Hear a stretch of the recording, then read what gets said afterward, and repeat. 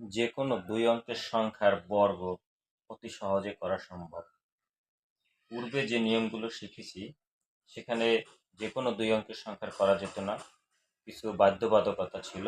এখানে এই শর্টকাট পদ্ধতিটায় কোনো নিয়ম, একটি নিয়ম মনে রাখলেই যে কোনো দুই অঙ্কের সংখ্যার বর্গ নির্ণয় করা সম্ভব। যেমন এখানে 53 এর বর্গ নির্ণয় করব। শেষ অঙ্কটি কত? একক স্থানীয় অঙ্ক 3, 3 3 9। এরপরে যে কাজটা করতে হবে, এখানে যতগুলো সংখ্যা আছে সবগুলো সংখ্যা গুণ করতে হবে। যেমন 3 5 15, 15 দুগুণে 30, অর্থাৎ 30-এর 0, হাতে সংখ্যাটি থাকলো 3। এরপরে 5-এর বর্গ কত? 25, 25 আর হাতের 30 যোগ করলে হয় 25 আর 3 28, অর্থাৎ 53-এর বর্গ 2809। ঠিক তদ্রূপ 25-এর বর্গ কিভাবে করা যায়?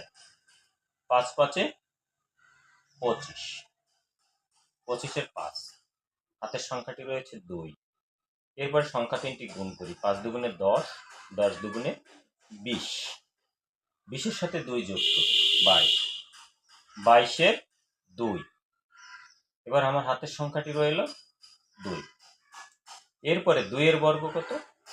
2 দুগুণে 4, 4-এর সাথে 2 যোগ করি, 4 আর 2 6, অর্থাৎ 25-এর বর্গ 625। 95 ঠিক একইভাবে 5-এর বর্গ 25, 25-এর 5, হাতে সংখ্যাটি 2।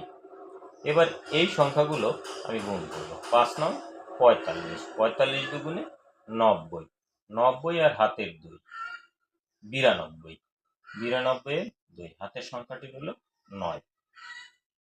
এরপরে 9-এর বর্গ 9 9 81, 81-এর সাথে 9 যোগ করলে, হাতের সংখ্যাটি যোগ করলে হবে 90, অর্থাৎ 95-এর বর্গ 9225। 93-এর বর্গ কত?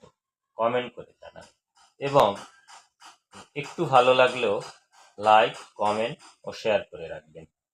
ধন্যবাদ সকলকে।